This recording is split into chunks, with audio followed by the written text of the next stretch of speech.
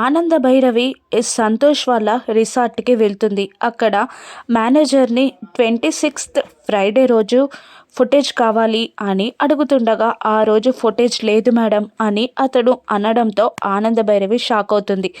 మళ్ళీ ఏదో రకంగా రిక్వెస్ట్ చేయడంతో ఒక చిన్న కెమెరా ఫుటేజ్ ఉంది మేడం చూపించమంటారా అని అడుగుతుండగా ప్లే చేయమని చెప్తుంది ఆనంద భైరవి. అందులో లహరి రిసార్ట్కి రావడం, రూమ్లోకి వెళ్ళడం అన్నీ చూసి షాక్ అవుతుంది ఆనంద భైరవి. లహరి రిసార్ట్కి ఎందుకు వచ్చింది అని షాక్ అవుతూ ఉంటుంది ఆనంద భైరవి. ఏదో గ్రహించినట్టు ఇంటికి వెళ్ళి హాల్లో నిలబడి లహరి లహరి అని గట్టిగా అరుస్తూ ఉంటుంది. లహరి భయపడుతూనే అమ్మ దగ్గరికి వచ్చి అమ్మా అని పిలుస్తూ ఉండగా అల్లుడి గారి తమ్ముణ్ణి చంపింది శరణ్య కాదు నువ్వే కదా అని అడగడంతో లహరి షాక్ అవుతుంది.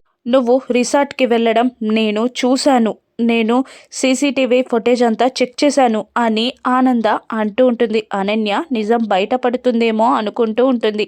లీలావతి ఇలా అంటూ ఉంటుంది, ఆ మహేష్ని చంపింది మనమ్మ ఎందుకు అవుతుంది, శరణ్య కదా అని అడుగుతుండగా కాదు, లహరిని కాపాడడానికి ఆ నేరం తనపై వేసుకుంది శరణ్య, మహేష్ని చంపింది లహరి నువ్వే కదా అని నిలదీస్తున్న ఆనంద భైరవిని చూస్తూ భయపడుతూ అవును మహేష్ని చంపింది నేనే అని నిజం ఒప్పుకుంటుంది లహరి. దాంతో అందరూ షాక్లో ఉండిపోతారు. ఇక ఆనంద భైరవి ఏం చేస్తుంది, లహరిని అరెస్ట్ చేయించి శరణ్య విడుదలయ్యేలా చేస్తుందా, అసలు లహరి ఎందుకు హత్య చేసిందో తెలుసుకుంటుందా, సంతోష్ మారతాడా, శిక్ష ఎవరికి పడుతుంది రానున్న ఎపిసోడ్స్లో చూద్దాం.